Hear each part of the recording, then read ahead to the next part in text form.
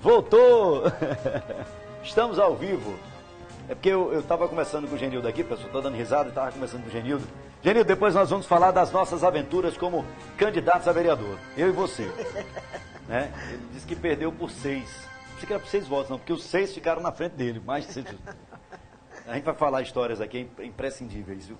Olha, professora Rita do Sintese, e quando fala Rita do Sintese, eu quero dizer, porque ela é professora do Sintese, não, porque já se, acho que ela vai fazer, vai anexar esse nome, vai mudar a sua identidade e colocar dessa forma, que é assim que muitos a conhecem. Rita, boa tarde, seja bem-vinda aqui, acho que é a primeira vez que você tem aqui nesse espaço da Itnet, e vamos falar um pouquinho sobre as lutas que já deveriam ter passado, mas é sempre atual, vocês sempre continuam lutando para ter direitos que são de vocês, né? Boa tarde. Boa tarde a todos que estão aqui assistindo o seu programa. É uma satisfação, né, estar aqui para que a gente possa colocar, informar a todos que assistem esse canal de TV sobre a luta cotidiana do magistério. Não deveria ser, né, cotidiano, deveria ser do magistério sergipano, né? Eu estou aqui, mas as nossas companheiras aposentadas, no dia de hoje, estavam lá no palácio do despacho, mesmo depois de aposentadas, lutando pelo direito delas, né? Lutando pelo direito. Então, é uma luta diária, por isso que não acaba, né? Acaba. Parece ser maçante, mas é rotineira, é pertinente e é necessária. Deveria estar agora, vocês encampam outras bandeiras, mas essa bandeira de, por exemplo, atraso de salário, salário atualizado, vantagens, já poderia ter passado, porque vocês vêm lutando isso há muito tempo, e ter outras bandeiras, né? Melhoria na condição da escola, um aperfeiçoamento da tecnologia para que vocês pudessem dar aulas virtualmente, o que não ocorreu. Então, como é que está a região agreste? A gente poderia pontuar aqui alguns lugares, essas cidades que mais vocês se debruçam, né? Vamos começar por Carira, por exemplo, ou você tem alguma relação que a gente podia seguir e falar pontualmente de cada cidade? Bom, Sandro, eu acho que a gente pode começar falando de todos os municípios, mas de pontos diferenciados. Isso. Eu acho que o primeiro ponto a gente a tocar aqui é salário. Salário, né? O salário, infelizmente, né, esse ano de 2020 foi o ano eleitoral, 2021 início de novas gestões, e sempre o Sintese teve a preocupação e tem a preocupação de que esses municípios, quando essas gestões assumem, de não deixar débito, né, não deixar dívida, não deixar décimo, não deixar salário atrasado. Mas, né, no apagar das luzes de 2020 para 2021, nova gestão, nós tivemos aqui um município, por exemplo, de Carira, que deixou o salário atrasado. Né? Nós já tivemos audiência com o prefeito atual, o prefeito Diogo Machado, mas ele não apresentou nenhuma proposta de pagamento desse salário, ou seja, os professores estão desde o mês de novembro sem receber um centavo. Desde o mês de novembro? Porque receberam novembro, dezembro, hoje nós já estamos terminando janeiro, né? E nada de salário, 2 meses para Mas, né? peraí, agora fui. E sempre vocês fazem uma questão de carta compromisso, ou os prefeitos fazem campanha, quer dizer que Carira, novembro e dezembro não receberam? Deixou o salário de dezembro. De dezembro. De dezembro, dezembro, né? Perfeito. De dezembro. Eu usei novembro porque recebeu novembro. Isso. Aí, quer dizer, desde novembro, aí dezembro sem salário, janeiro sem salário, já estamos perto de fevereiro. Outro mês, né? E nada de salário. Nós tivemos também o município de Ribeirópolis, também não pagou o salário de dezembro. Antônio Passos, na história de Ribeirópolis, deixou um presente muito bom para os professores, que foi, não reajustou o piso, porque nunca aconteceu isso em Ribeirópolis, e não reajustou o piso e deixou o salário atrasado. Nós já tivemos lá na prefeitura a semana passada inteira, porque no saldo da conta do Fundeb ficou um saldo. Esse saldo não dá para pagar o salário na integralidade, mas dá para amenizar, né? E a nossa luta é que esse dinheiro seja utilizado para pagar pelo menos uma parte do salário, para que os professores possam, e o restante a gente ir negociando com a gestão. desde a semana passada, desde o início que a gente vem lutando por isso. E aí a gestão nova, vou me inteirar, vou procurar informações. O Sintese se comprometeu de mandar o ofício com a legislação que permite usar esse dinheiro, porque o dinheiro é de 2020 e a dívida é de 2020, então não tem nenhum problema. E também a questão de outro município, como o município de São Domingos, que no fim de dezembro pagou apenas 20% do salário. Na última sexta-feira pagou mais uma parcela, mas não pagou ainda a integralidade. E também tem o município de Pinhão, que a gente teve audiência com o prefeito, e o prefeito já pagou o salário de Pinhão. Então já foi sanado esse problema. Então acho que o primeiro problema a gente está a tratar é o salário. Nós temos ainda Ribeirópolis, nós temos ainda São Domingos e temos ainda Carira, que são municípios sem o salário de dezembro. Sem receber o salário. De dezembro, e exatamente. A questão perguntar aqui, não sei se é da tua área, São Miguel do Aleixo. Não, São Miguel do Aleixo deixou tudo pago. Já está tudo Deixou certinho. tudo pago, São Miguel do Aleixo, a gente tem problema, o prefeito, né, infelizmente, um rapaz muito novo, com toda a vida, né, aconteceu a tragédia que aconteceu, né, nós não negociávamos a pauta do Sintese. Lá tem muito problema no direito do professor que é negado, por exemplo, redução de jornada de trabalho, lá não se efetiva, mudança de classe, de letra, que a cada 3 anos a gente muda, que a gente chama de o escalonamento, né? Horizontal, não tem, né? Não, ele não se faz. Então, a gente tem vários problemas. Todos os prefeitos, nós já enviamos ofício com toda a pauta de cada município, né? O município que não tem piso, o município que não tem salário, o município que não tem, não respeita os direitos, toda a pauta específica de cada um. E uma dessas pautas que é inerente a todo mundo é o fim do ano letivo 2020 e o início do ano letivo 2021. Como você bem disse aí antes de eu falar na apresentação, que um dos grandes problemas que a gente está vivendo é exatamente essa falta de tecnologia, do acesso que o aluno não tem às aulas remotas. Eu até, como professora, estava legenda disso aí, esse notebook é seu, você vai cair, eu disse, Deus me livre, só tenho esse, se quebrar, como é que eu dou aula? Né? Então, tem que ter cuidado. Eu ainda tenho mas o meu estudante tem como acompanhar. Então, é um problema. Então, a gente já oficializou, Sandro, a todos os prefeitos e prefeitas da região, para que a gente possa negociar a pauta específica de cada município. É porque nessa questão da tecnologia, para quem está nos assistindo, é muito fácil, aqui nós temos um Wi-Fi, liga o Wi-Fi daqui, mas o aluno não tem essa possibilidade. Ele tem a internetzinha do seu celular, que ali é os créditos, ele acaba, não consegue pegar uma aula. Os professores estão ao vivo, conectados em casa, que tem uma condição talvez de ter essa internet. Quando menos espera, o aluno não entra, porque ele não tem o acesso. E aquelas velhas promessas dos prefeitos modernos, eu vou colocar o Wi-Fi nas praças, nos pontos... Isso acaba não acontecendo. Imagine um povoado aqui, sei lá, o cara lá da Ribeira, né, vai acessar para assistir uma aula com a Rita, e a internet lá. De onde ele vai pegar essa internet para poder remotamente acompanhar? E aí está um dilema, porque como é que voltam essas aulas, Rita? Presencialmente. E aí, Sandro, nós ficamos, voltar às aulas, nós, no município, em todos os municípios, a gente vem cobrando esse acesso do estudante, inclusive tem alguns municípios que a gente fez a reclamação até no Ministério Público, o professor solicitando a intermediação do Ministério Público para que aquele município garanta ao professor e ao estudante esse acesso à tecnologia, esse acesso à internet, para ele ter acesso às aulas remotas. E aí a gente tem um grande problema.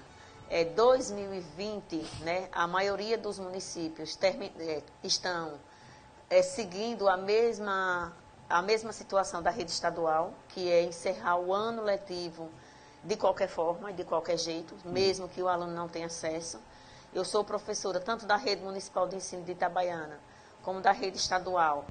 E eu tenho meus horários de aula, eu abro a sala através de um link, né? É um aplicativo gratuito que você baixa, você não paga nada. que dá para fazer uma aula, mas quando eu abro a sala, eu tenho 40 alunos, participam, 5, 6, 7. Tem dias que às vezes nenhum. Às vezes nenhum. Às vezes você fica lá e não me deixa. Tem às vezes quando, por exemplo, tem um assunto, que é o primeiro A e o primeiro B, a gente junta, abre uma sala junto. Aí aparece alguém do A, não aparece alguém do B e vice-versa, né? Acontece isso. Então, isso foi um problema. Está sendo um problema grave, né? Se a gente sabe que esse retorno presencial vai ser um retorno gradual e muito complicado, que a gente pode retornar imediatamente para a sala, para casa, para o remoto totalmente. E é necessário que tanto a rede estadual como as redes municipais garantam o acesso às aulas remotas, porque o ensino vai ser híbrido, né? A tentativa de retornar, voltar presencial é uma tentativa. E aí, Sandro, mais especificamente, a gente tem o município de Itabaiana. O município de Itabaiana tem um comitê. Esse comitê, ele colocou as propostas para se preparar para o retorno. O município já anunciou que nós voltaremos às aulas presenciais dia 8. A semana passada a gente teve uma audiência no Ministério Público, onde a promotora exigiu esse protocolo de biossegurança e também de acesso ao estudante às aulas remotas.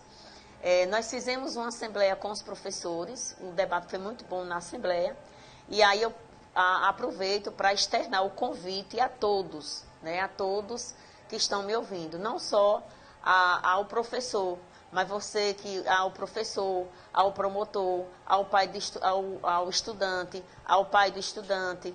A gente está organizando para dia 28, às 16 horas, nós convidamos a cientista e professora da Fiocruz, que ela faz parte do comitê de retorno, de orientação do retorno às aulas. E ela é cientista e ela também é professora, porque lá tem uma escola politécnica na Fiocruz. E ela é professora dessa... Muito e é importante. Escola... Então, vai ser um momento muito importante. É um evento que ele não pode ser aberto, vai ter poucas pessoas.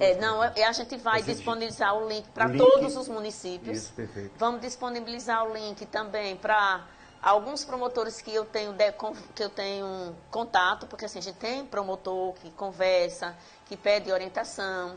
No retorno agora, por exemplo, das terceiras séries do ensino médio em Itabaiana, a gente visitou, não só Itabaiana, a gente visitou as escolas estaduais todas, para a gente saber quais eram os procedimentos que tinha na escola, quais eram os equipamentos, qual era a biossegurança. Tiramos fotos de estrutura física, de todos os problemas. E, infelizmente, uma das coisas que a gente defende é a testagem prévia. Porque a testagem prévia, ela é uma testagem que ela já lhe dá um cenário. Um mínimo de um cenário que você já pode diminuir o contato de você do contágio. Isso. Né? Porque, ou seja, para nós a testagem, e não é só o Sintese, porque o Sintese quer isso, é provado cientificamente. Que se você testa o estudante antes do estudante chegar na escola, já fez uma triagem prévia. E aqueles que estão contaminados já ficam ali um tempo e depois volta. Então, você evita a propagação do vírus. Nós reivindicamos isso, não só da rede estadual, mas de todas as redes municipais. Infelizmente, aqui em Itabaiana, a gestão municipal disse à promotora que financeiramente não tem condições, porque são 10 mil e tantas matrículas. Mas não vai voltar todo mundo, via fazendo gradualmente, né? Para que pudesse acontecer. E a nossa função como entidade é a gente cobrar, fiscalizar e denunciar. Que é isso que a gente está fazendo. Que a gente fez na rede estadual, quando iniciou as terceiras séries, a gente fez uma visita antes e depois, para mostrar como é que estava a escola ontem, às vezes banheiro que não tem pia, que não tem torneira, descarga quebrada, falta de pessoal nas escolas, não tem como. Então nós estamos aí tentando audiência com todos os secretários de educação, com todos os prefeitos, para que a gente possa também discutir qual é o planejamento que esses municípios têm no retorno dessas aulas presenciais, e também a garantia desse aluno ter acesso a essas aulas remotas. Porque assim, o ensino vai ser híbrido, você não vai... Eu não posso, por exemplo, eu tenho uma turma de 30 alunos, eu vou ensinar o 8º ano. Eu vou explanar um conteúdo hoje. Aí hoje eu dou o mesmo conteúdo para uma turma, amanhã eu vou dar o mesmo, não vou sair do lugar. Sem dúvida. Né? Não vai sair do lugar, a gente vai atrasar muito. E como, por exemplo, Itabaiana, ele escolheu o ano, 2 anos em um ano, o ano, né, corrido, como a Lei 14.040 garante, e também o parecer 19 do Conselho Nacional da Educação, ele garante isso. Então, a gente precisa organizar um calendário, organizar as escolas, ficou certo, para que a gente pudesse formar em cada unidade escolar um comitê. Acho que é importante o comitê ter professor, ter funcionário, ter pai, ter estudante, para que cada um possa opinar, olha, essa turma tem 30 alunos, como é que ela vai funcionar? Não pode todo mundo, vai funcionar como? Vai dividir a turma? Como é que esse nosso aluno vai ter direito a essa aula? Tanto quem está presente e quem não está presente. É o horário de entrada, o horário de saída, quantas horas por dia. Porque você não vai botar, num momento desse, 4 horas seguidas. Né? O horário da alimentação, quando o aluno for ao banheiro, quem é que vai limpar? Era uma preocupação de todos os nuances. De todas as nuances. É muito complicado. Quem é que vai limpar esse banheiro? A hora da alimentação não pode ser todo mundo junto, tem que ser diferenciado. Né? Vamos diminuir a carga horária do aluno na escola, para que a gente possa também ter uma saída gradual. Não pode entrar todo mundo junto para não se aglomerar. Ou seja, é um desafio enorme, é um momento muito difícil que a gente está vivendo, muito difícil. Os pais, a gente sabe que quem é pai trabalhador, que passou um ano, vai fazer um ano que a gente não entra numa sala de aula. Sim. E quem é pai, que trabalha, e mãe, que tem 2, 3 filhos, que deixa seu filho em casa, sabe o que significa isso? A gente tem pânico e pavor do retorno. Eu mesmo tenho um pavor do retorno, pânico, mas a gente precisa, principalmente no momento desse, que a gente está vendo aí que a contaminação está enorme, né? Voltou a crescer consideravelmente, Sergipe no vermelho, e a gente numa situação muito complicada.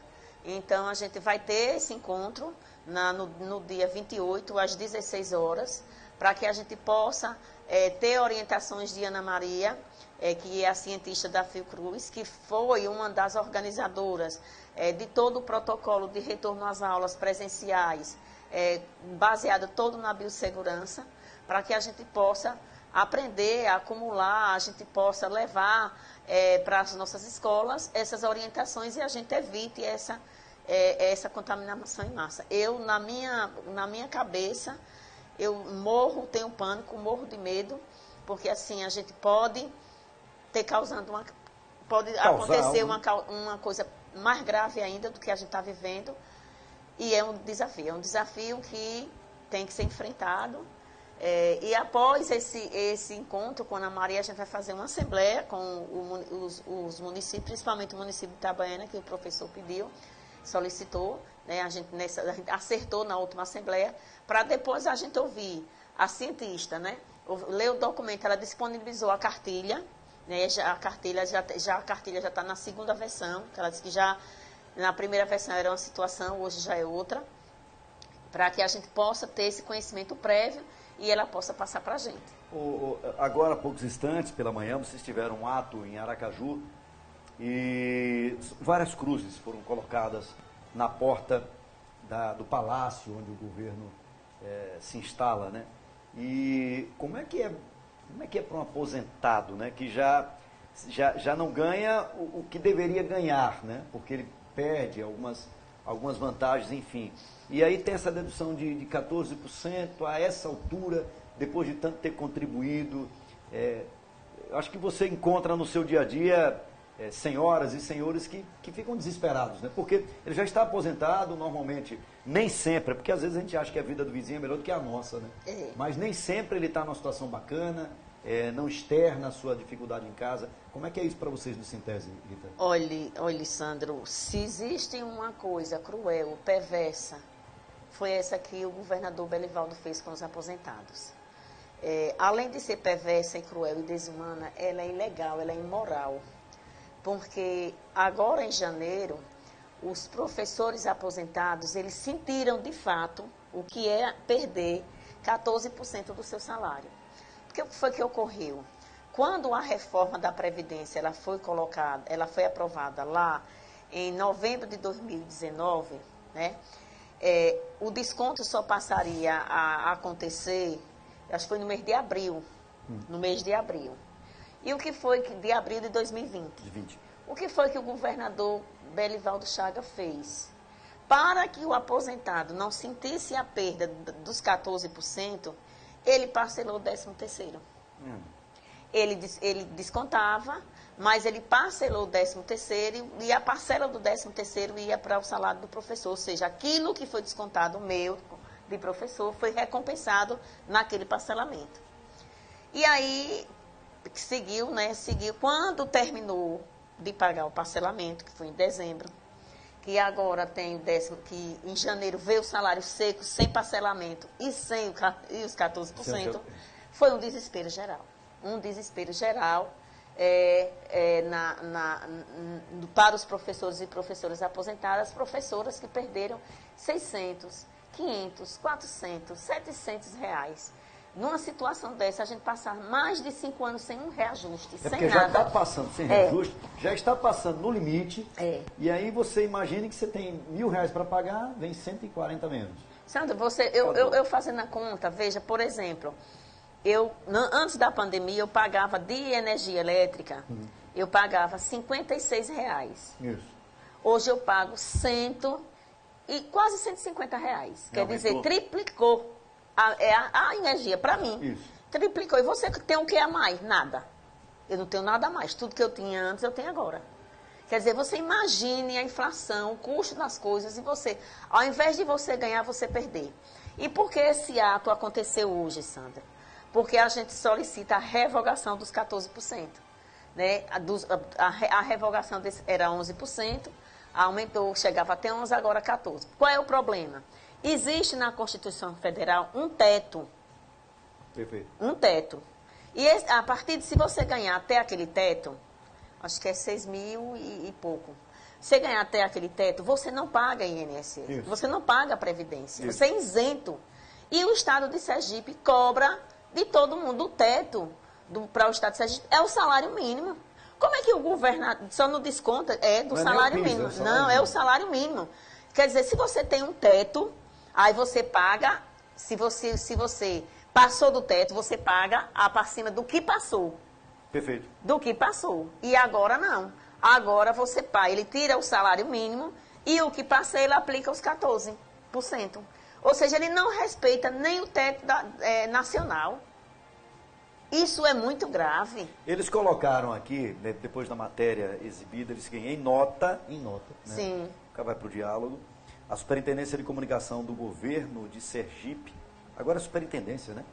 Informou que a revogação do desconto causaria insegurança jurídica e danos legais ao Estado. Já é do entendimento de todos que o ajuste da Previdência realizado em Sergipe em dezembro de 2019 está em consonância com a reforma da Previdência Federal, que foi de obrigatória reprodução, né? Ou seja, era obrigatório ele reproduzir isso aqui. Mas é pior do que a de Bolsonaro. Bolsonaro respeita o teto e ele não respeita. A lei complementar número estadual tal é uma adequação da legislação estadual à reforma nacional da Previdência. O governo do Estado destaca ainda o empenho de sua área econômica na adoção de benefícios para os aposentados e pensionistas. Entre elas, a antecipação desde abril do ano passado do pagamento do 13º salário, que recebem até 6 mil este ano de 2021, e nativos e pensionistas também receberão antecipadamente em 10 parcelas. Esse negócio de antecipar 13º é um negócio engraçado, né? Porque você tem o direito do 13º, né? Você tem o direito do 13º. Quando você tem simples, você já gasta. Primeiro, é seu, tanto faz você receber agora como em dezembro. Você que deveria escolher, talvez aí sim, mas dizer que isso é um benefício, já é seu, isso não é benefício nenhum. É porque, na verdade, o Estado de Sergipe tem uma prática, eu tenho 24 anos de Estado, da rede estadual, e desde quando eu entrei, no mês do nosso aniversário, a gente recebia uma parcela do 13º. No governo de Jackson Barreto, ele cortou. Entendi. E Belivaldo também, né? Aí ele está retornando o que era que acontecia antes. Aí é como se fosse uma benesse. Né? Torna-se um benefício. O problema é que se você pegar, se você pegar um contra-cheque de um professor da rede estadual que ganhe, por exemplo, 3 mil, 4 mil, vai descontar os 14%. Se você pegar o salário de um aposentado do INSS, se ele ganha 3 mil, 4 mil, não desconta nada. Porque Rita, é o teto. Hoje, então, seria melhor você ser um professor, uma professora de um município do que do Estado? Inverteu. Tem alguns municípios, infelizmente. Tem alguns que... Tem os problemáticos, né? Mas, assim, tem municípios que a carreira do magistério, ela é muito melhor do que a rede estadual. Eu vou dar um exemplo de mim. Eu sou professora da... desculpe. Professor se move muito, né? Isso. Da parada assim pior. Você é professora em Itabaiana e professora do Estado. Eu sou professora do Nestor Carvalho, isso, pela rede estadual, e sou professora do Maria Irene Tavares pela rede municipal. Na rede municipal eu tenho 160 horas. Isso. Ou seja, eu dou X de aula. E 20, vamos dizer, eu dou 20 aulas.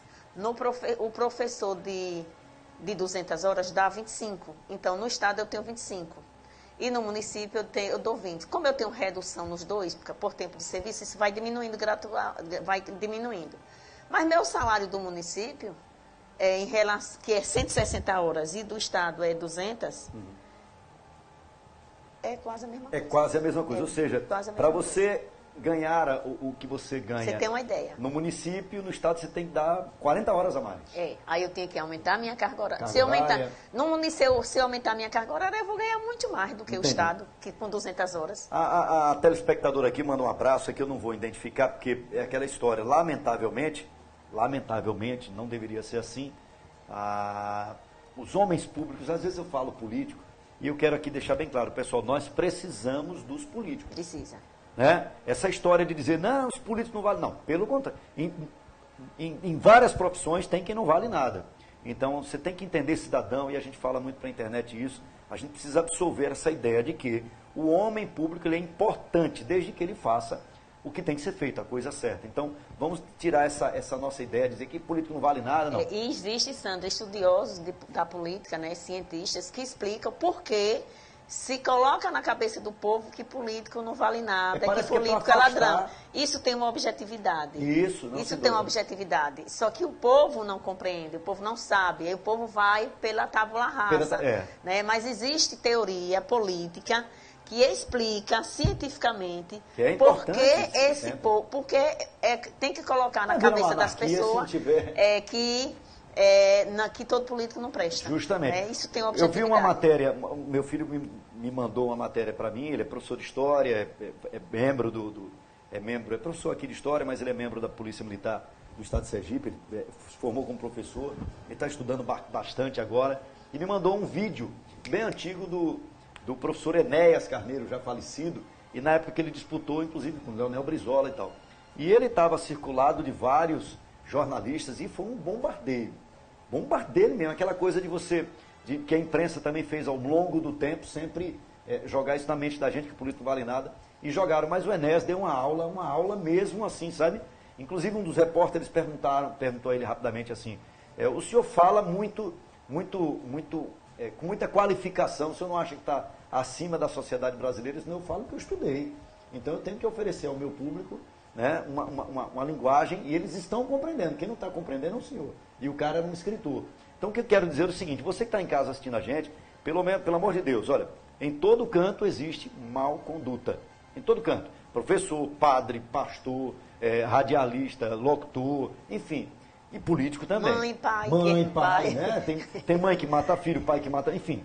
Então, pessoal, vamos deixar isso bem limpo. E eu quero, com essa colocação, dizer a Rita aqui. Existem cidades, e você colocou aqui muito bem, que não vale a pena. É melhor ser funcionário, às vezes, né, de uma outra repartição do que do Estado. Quais são as cidades aqui que vocês têm grandes problemas? Você já falou Carira, e aqui me perguntaram aqui, olha, sobre São Domingos. E eu venho dizendo isso há um tempo, Rita, já participei com Rita de intervenções, até como quando fui secretário de comunicação, que nesse caso específico do funcionário se torna uma bola de neve, que é um direito de vocês. Mais cedo ou mais tarde vocês recebem. E aí o outro prefeito ou prefeita que assume fica pegando isso e levando. Não é melhor tentar resolver? Como é que está a situação de São Domingos, por exemplo? Vou perguntar aqui, deixa eu ver se pode identificar aqui, se não puder. Não, pediu para não identificar. Olha, Sandro, pergunte a Rita a situação dos direitos nossos aqui em São Domingos. Piso, terço de férias, mês de dezembro, outras coisas. Então, olha, dos 14 municípios que a gente, da região agreste, tem aqueles mais problemáticos, e um deles é São Domingos. Nós temos, a gente vai elegendo do ranking, né? Vai para o ranking do pior. Tem um ranking do pior. Complementou aqui, estamos com o piso de 2017. Aí a gente tem Carira, que tem 5 anos sem piso, faz agora, né? Campo do Brito, 3 anos, 17, 18, 19, 20, 4 anos no caso, né? São Domingos. E assim, São Domingos a gente tem atraso de piso, atraso de salário. Inclusive quando o ex-prefeito, né, o Pedro da Silva, ele assumiu, ele atrasava mensalmente o salário. A gente fez uma reclamação no Ministério Público e ele passou até pagar multa pessoal. Né? Não é a prefeitura não, é pessoal. Do bolso dele. Do bolso dele. Ele sempre reclamava isso. Atraso de salário, férias que eles querem pagar parcelados, sem ter nenhuma, né, perspectiva. Os professores de São Domingos, e aí eu sempre digo a eles, muito aguerridos, no dia 4 de janeiro agora de 2021, primeiro dia útil do mês, né, que foi dia 4. Dia 4, isso. Nós já estávamos na prefeitura, um bom número de professores para cobrar. Já logo no primeiro dia? No primeiro dia. O assessor de comunicação dele veio, marcou uma audiência, a gente já teve essa audiência. Ele sexta-feira passada pagou uma parcela do salário de dezembro, mas ainda não pagou a integralidade.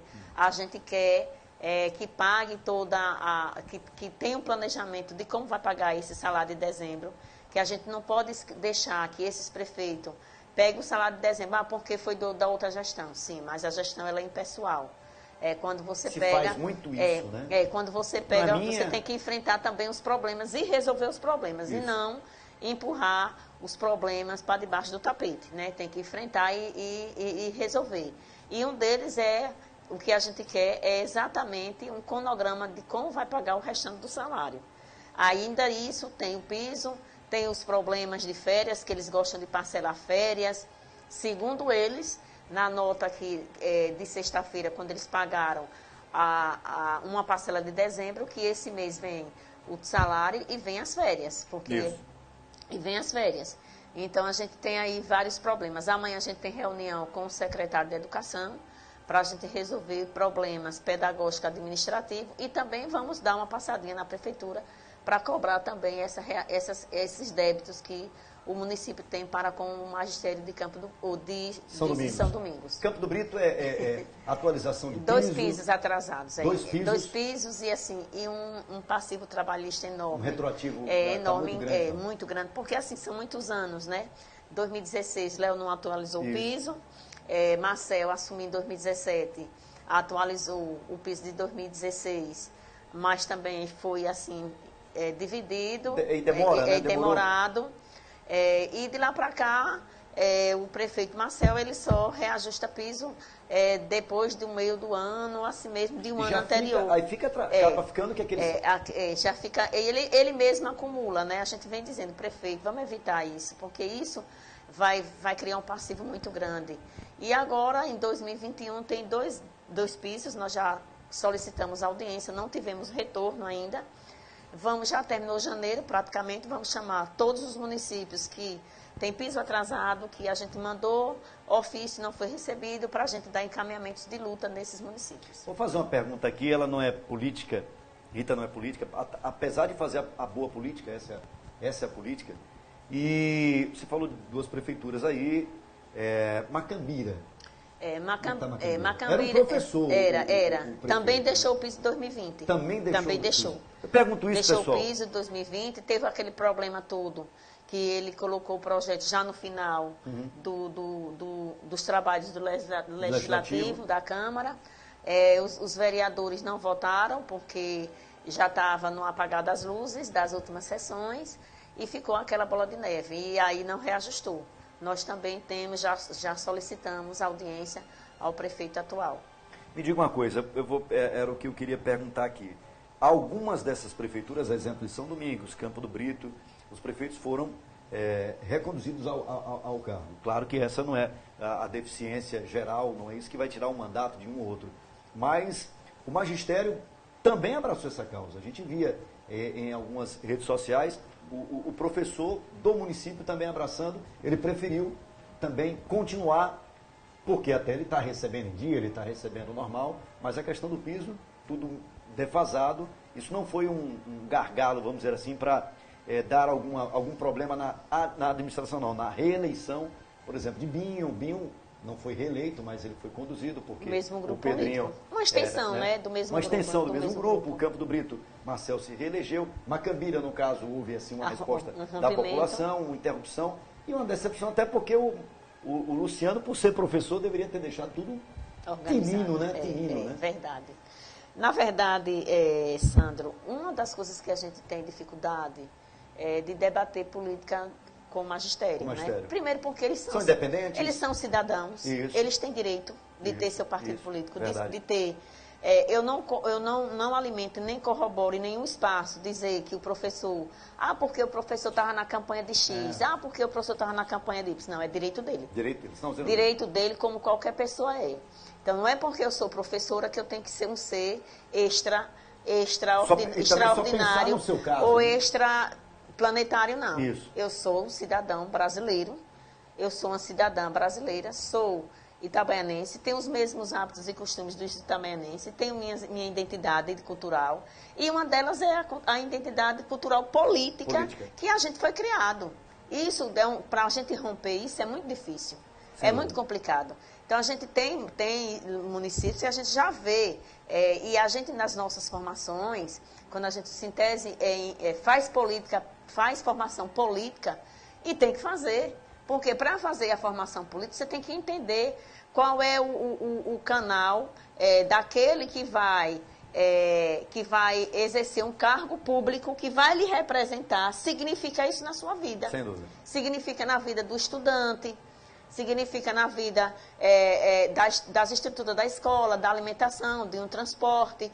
Não é só o seu salário, né, de toda uma estrutura da educação, da saúde e tudo mais. Ou seja, a gente tenta fazer, a gente sempre faz esse debate político, essa formação política. Mas isso para você quebrar esses paradigmas, né? Por exemplo, aqui conversando, deixando com o Genildo Carira, né? Um município tem 2 candidatos, tem 2, tem 3, cada um tem que ter o seu. Isso. O que a gente pede aos professores e a gente orienta é respeito, é diálogo, é debate, para não ficar aquela política partidária pequena, mesquinha, nojenta, agressiva, desrespeitosa, né? Vamos para o campo das ideias, do campo das propostas. Por isso que a gente faz a carta compromisso. Quando a gente faz a carta compromisso, esse ano eu fui para quase todos os municípios. Quando eu não fui, a companheira Milena foi, a gente se dividiu.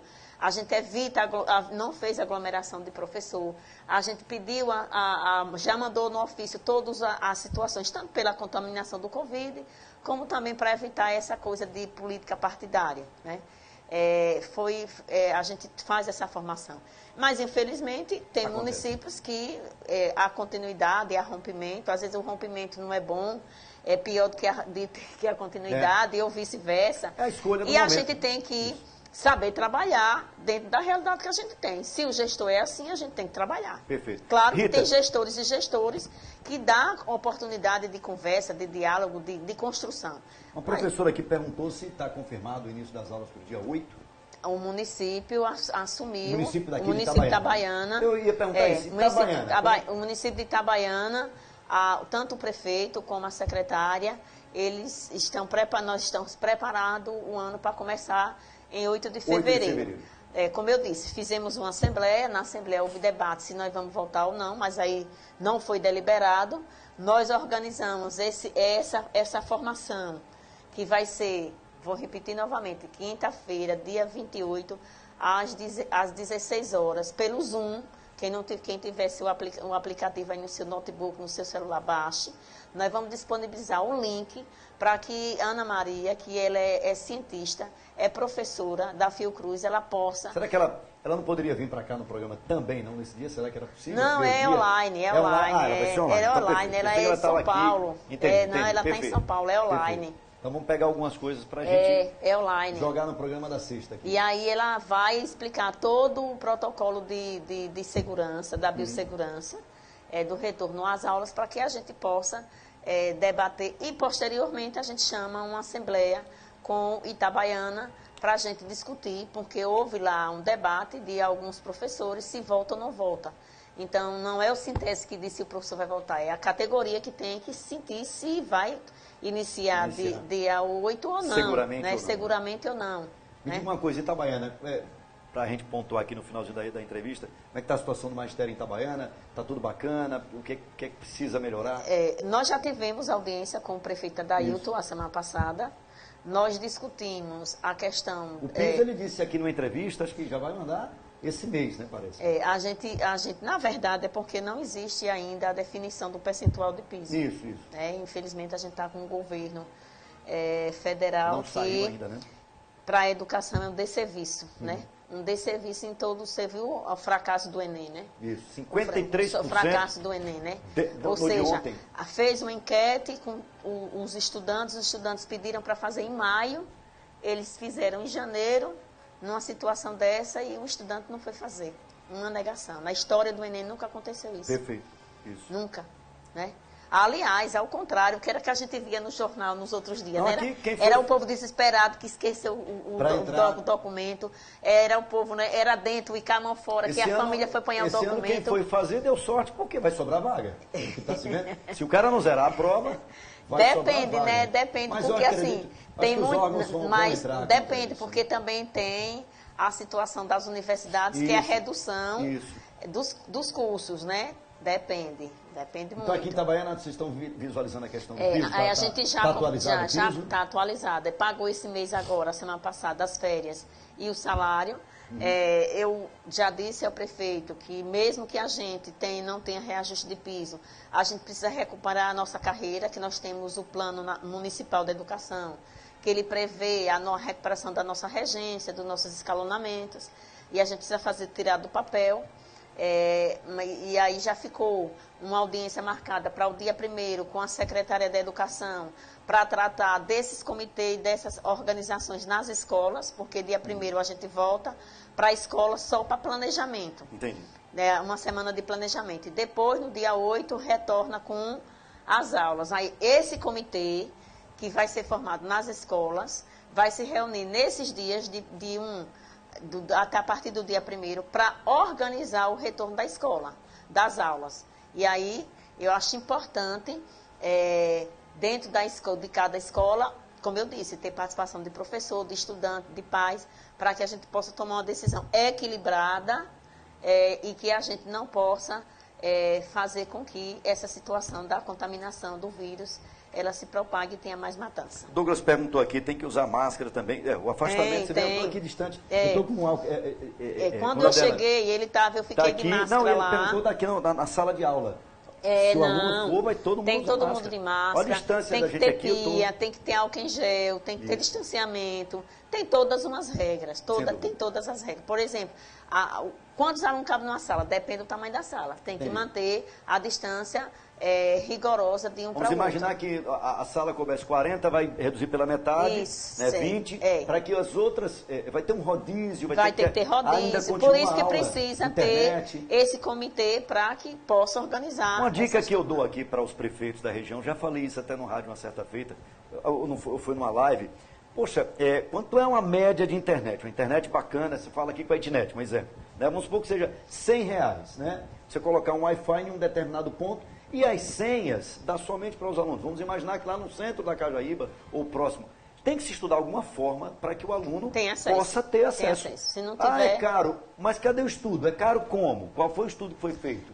Né? Aí você veja, esse município passou esse ano todo e o Estado redução do gasto de energia elétrica, isso. Redução do gasto de combustível, de transporte, de botijão. Isso foi para onde? Essa economia fizeram Você chega, por exemplo, numa escola como o Nestor, tem 10 salas de ar-condicionado de dia à noite, 3 turnos. Está desligado. Está desligado. Pronto, isso, não teve redução? Óbvio que teve. Houve redução. Uma escola como, por exemplo, como Bananeira, quantos botijão gastam por mês ali?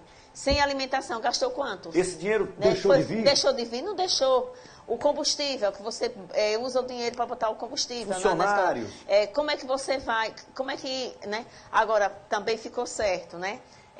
Lá na reunião com Itabaiana, com o Ministério Público, de fazer a limpeza das escolas. Vão fazer, como é o nome? Desinfecção. A higienização. Quando eu entrei ali tinha ambiente desinfectado, limpo, tal, né? Porque você, quando faz isso, você ganha o selo, né? E tem um prazo. Por exemplo, lá no Sintese, a gente está retornou a semana passada, presencial. Mas nós estamos passando por um processo de desinfecção, certo, Genildo? Desinfecção. Aí, quer dizer, isso tudo tem que ser feito também nas escolas. E periodicamente, né? Isso é constante, né? No início... Então, o investimento hoje é um investimento mais na higienização e na tecnologia. E no cuidado, né? Também. No cuidado na você que está assistindo logo no início da pandemia, os prefeitos, os administradores, colocaram um monte de gente na rua, desinfectando. Acabou, né? Parece então, fizeram 2, 3 dias e acabou.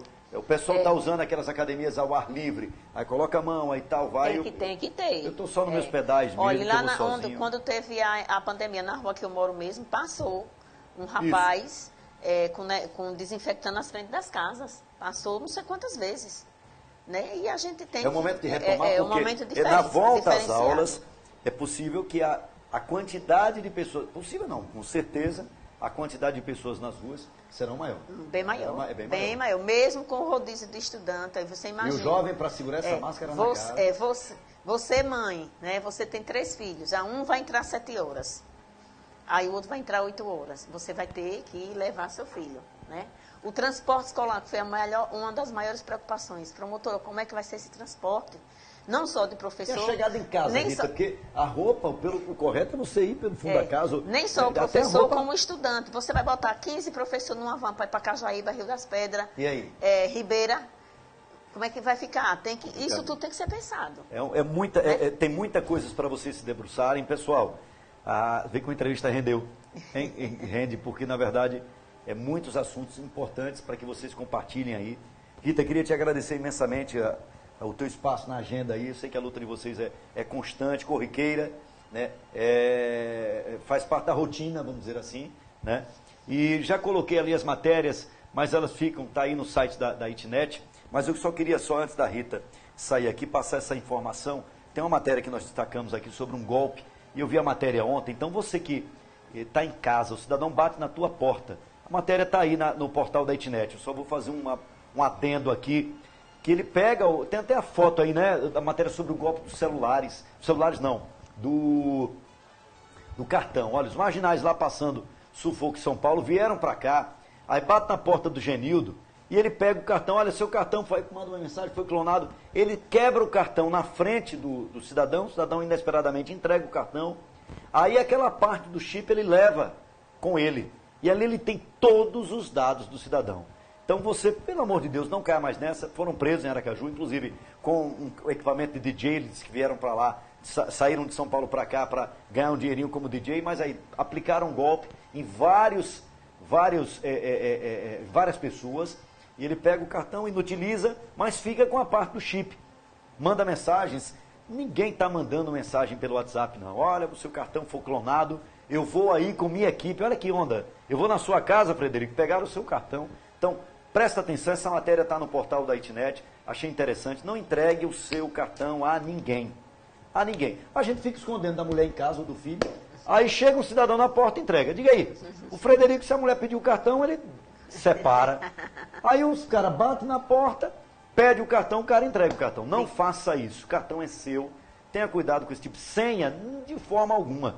Eu, às vezes, estou no banco, e eu às vezes vou no banco fazer alguma coisa, e tem aquela fila lá, aquele Sandro, faça isso aqui para mim, eu só faço quando a pessoa é uma pessoa conhecida minha. Porque se for uma pessoa desconhecida, o cara vai dizer, olha, foi fulano que pegou minha senha. Quando é muito conhecido, rapaz, você não sabe não, um senhorzinho de idade, uma senhora que às vezes não sabe, às vezes a gente até auxilia, mas é errado. Então, tenham cuidado com isso, tá certo? Pelo amor de Deus. Rita, obrigado pela sua participação aqui, pela sua presença. Espero que o magistério, no futuro bem próximo, encampe outras lutas que não a do piso, que não a do salário, que isso seja um passado, né, na vida de todos. E a gente torce para que os novos prefeitos, ou os prefeitos que porventura se confirmaram no poder, possam encarar de uma vez por todas a importância. Encarar não, né? Respeitar de uma vez por todas o magistério, e há como resolver, como você disse. Houve economia de ônibus, de ar-condicionado, de bujão de gás, de alimentação, de tantas outras coisas, então daria para equacionar com essa economia e principalmente colocando menos pessoas nas prefeituras, né, que tem funcionários aí que podem fazer 2, 3 funções temporariamente, até equacionar o salário de vocês. Muito obrigado pela presença de vocês e fique à vontade para suas considerações finais aqui. Eu que agradeço, Sandro. Eu agradeço o espaço. A gente sempre está aqui à disposição para fazer o debate, para a gente defender a escola pública. É muito difícil porque, como eu digo, é constante, não é só a questão financeira, mas tem várias questões. Eu acho que essa pandemia, essas questões pedagógicas, elas se sobressaíram, requer um debate novo e que a gente participe dos espaços do Sintese, que a gente pode ligar, pode questionar, pode sugerir, pode criticar, porque assim, tem gente que não gosta de crítica. Isso. E eu, assim, eu adoro as críticas. Eu gosto. Porque a crítica, ela lhe faz você me avaliar. E às vezes o que você me avalia, a minha atitude, faz com que eu pense. E eu pensando, eu cresço. Eu vou procurar alternativas, eu vou discutir com outras pessoas, eu vou discutir com o grupo, né? Olha, está acontecendo isso, vamos resolver. Então, eu acho pertinente a crítica, muito pertinente. Claro que há uma crítica negativa, mas que uma negatividade que faz com que a gente pense, que a gente construa. Estou aqui à disposição e dos professores. E não esqueçam, quinta-feira, dia 28, às 16 horas, pelo aplicativo Zoom, nós teremos um encontro com a professora Ana Maria. Ela é cientista técnica da Fiocruz, professora, que vai nos esclarecer sobre todo o protocolo de segurança do retorno às aulas. Obrigado, Rita. Obrigado, Frederico, pela paciência aqui com esse programa, nesse início de semana, que a gente tenha amanhã mais notícias importantes, notícias boas. Vamos tentar trazer notícias boas. Inclusive essa acaba de chegar, vai chegar até fevereiro mais 10 milhões de doses. Isso é importante. E estamos muito distante, mas vamos chegar lá com fé em Deus. E logo mais à noite, tem uma matéria interessante no programa do Foca. Genildo já cantou aqui no ouvido aqui. A matéria do jovem, né, Genildo? Um adolescente que entrou numa casa com carro e foi uma confusão. Inclusive, os caras foram intimidar o Genildo. O Genildo foi lá buscar informação e teve uma situação lá meio tensa. Então logo mais à noite, às 19 horas aqui com Foca, você vai ficar sabendo, tá certo? Um abraço, boa tarde a todos e até amanhã.